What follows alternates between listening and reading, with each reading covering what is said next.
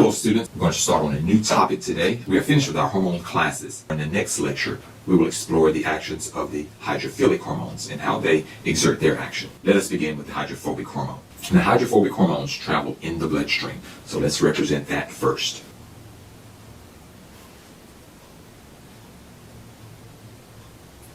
We're going to use as our example two hydrophobic hormones, T3 and T4. Because they're hydrophobic, they can't travel in the bloodstream as free hormones. They have to be carried by transport proteins. Let's represent T3 and T4 in the bloodstream.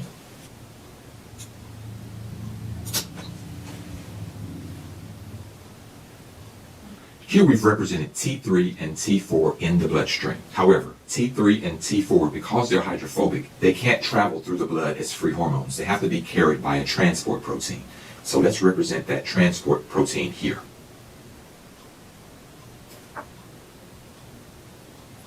The transport protein which carries the T3 and T4 is thyroxine binding protein and is abbreviated TBG. And so thyroxine binding protein is the transport protein which carries T3 and T4 through the bloodstream. Once the T3 and the T4 protein reach the target cell, they can be released from the thyroxine binding protein. And so let's represent the target cell here. Here we have our target cell. Once at the target cell, the T3 and T4 hormones are released from the TBG.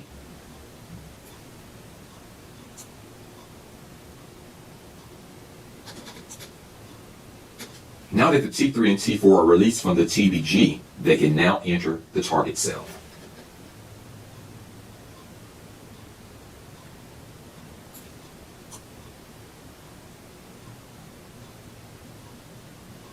Once inside, the T3 and T4 can now exert their action on the target cell. So let's represent those actions here. So here we have the nucleus of the cell.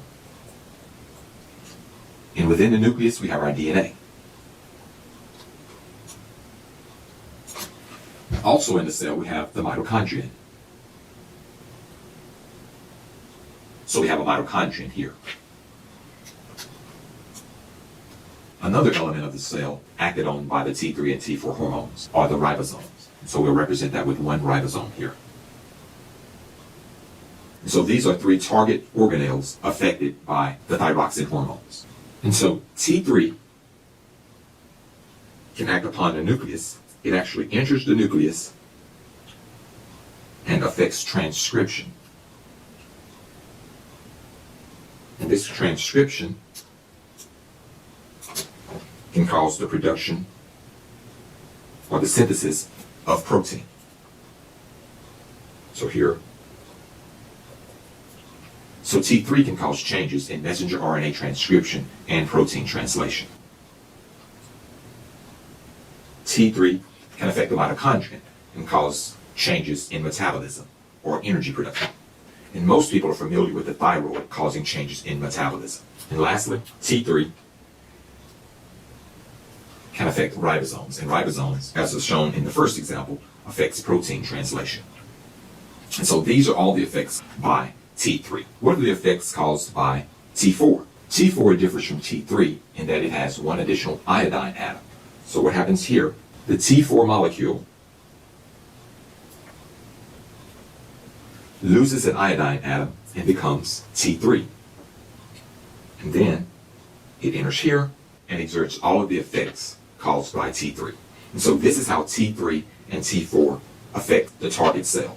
Unlike the hydrophilic hormones, which attach to a receptor on the outside, these hydrophobic hormones can enter the cell and affect target organelles. So the hydrophobic hormones that I will want you to be responsible for, I will list them here. Of course, T3, T4, cortisol,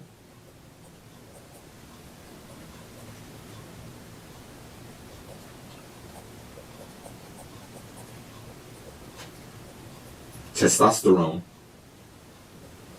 and estradiol. And so these are the 5 hydrophobic hormones, which exert their action by entering the target cell, unlike the hydrophilic hormones, which exert their action by binding to a receptor found on the outside of the cell. So this concludes the lecture on hydrophobic hormone action. I hope that you've learned a lot.